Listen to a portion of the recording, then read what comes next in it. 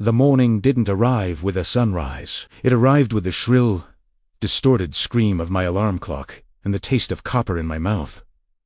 I hadn't slept. My body was a map of dull aches, the kind that settle into your joints when you spend 4 hours scrubbing a walk-in freezer. I stayed on my back for a moment, staring at the ceiling of my dorm room, watching a single bead of condensation crawl across the cracked plaster. I was Jimmy Roberts, and I was losing a war of attrition. I checked my phone. Another notification from the university financial office.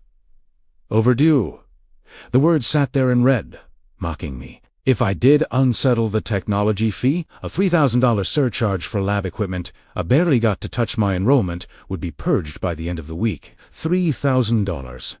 It might as well have been $3 million. I stood up, my knees popping in the silence. My breakfast was a glass of tap water and a stale protein bar ID found in the back of my desk. I needed money, and I needed it faster than a mop and bucket could provide. By 10 a.m., I was standing in the clinical, white-tiled hallway of the Aurelian Biotech Wing. This wasn't a classroom.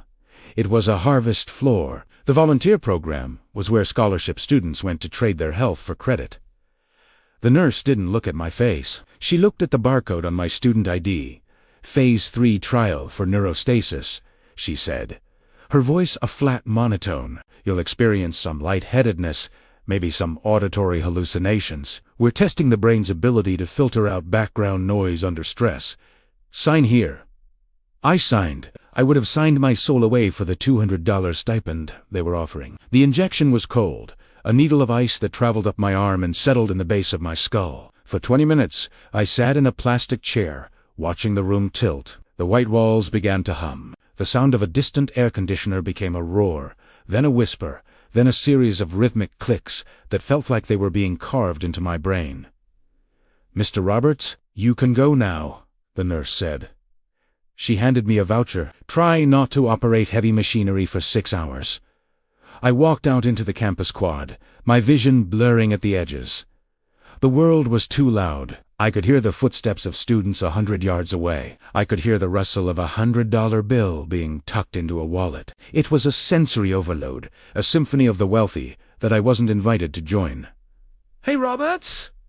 "Catch!" The voice was a jagged spike in my ear. I turned just as a heavy, leather-bound textbook hit me square in the chest. I stumbled back, my head spinning. Chadwick Van Pelt was standing by the fountain, surrounded by his circle of sycophants. He was wearing a jacket that cost more than my tuition, looking at me with a mixture of pity and disgust. "You look a little green, Jimmy," Chadwick sighed, stepping closer. "Biotech trials again. God, you're pathetic, selling your brain cells just to stay in a room where you aren't wanted." "I'm here because I earned it." "Chadwick," I rasped, my voice sounding like it was coming from the bottom of a well. "I have a 4.0. You have a father with a checkbook."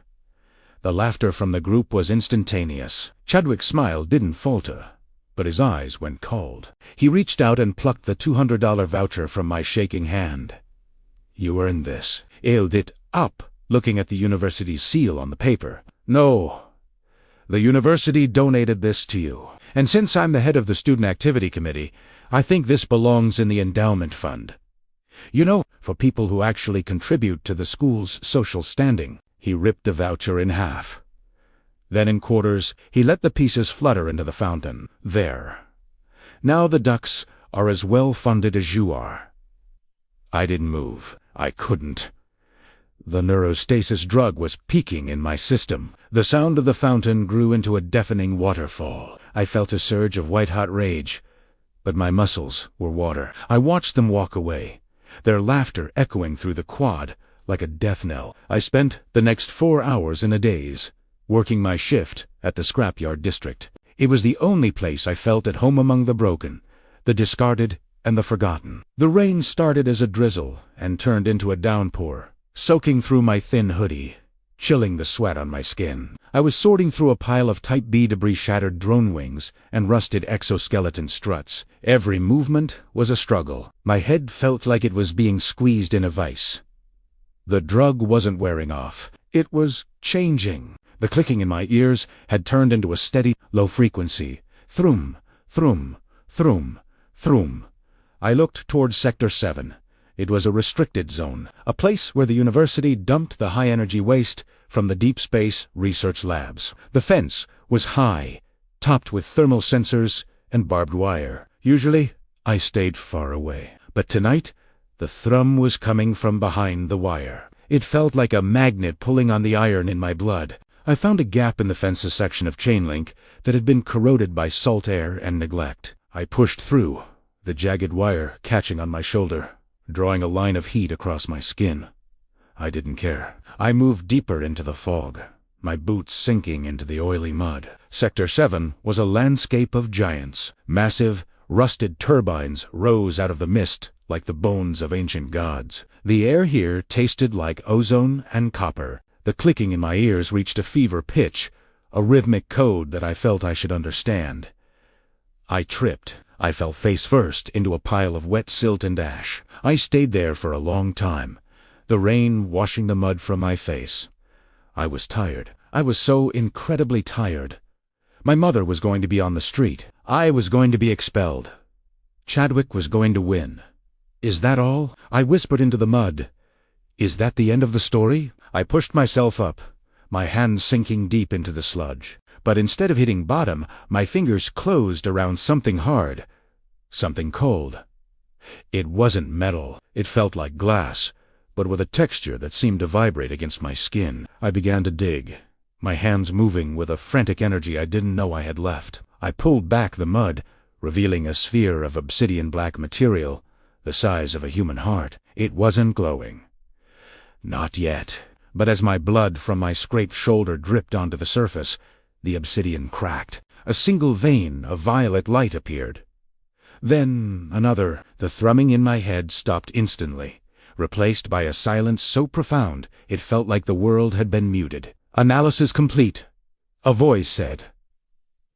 It didn't come from the air. It didn't come from my ears. It came from the base of my skull, echoing through my nervous system with a clarity that made my vision snap into focus. Biological match. Roberts, Jimmy. Status, critical systemic fatigue. Potential, unbounded. I stared at the sphere. The violet light was spreading, tracing patterns across the obsidian that looked like neural pathways. Who? What are you? I stammered, my heart hammering against my ribs. I am the Apex 7 core, the voice replied. It was calm, sophisticated, and carried a hint of something that sounded like ancient, cold wisdom. And you, Jimmy, are a man with a very long list of debts. Shall we begin the repayment? I looked at the light. I looked at my trembling hands. I didn't know if I was dying from the drug trial or if I had just found the end of the world, but as the violet glow reflected in my eyes, I realized I didn't care. I reached out and pulled the core to my chest.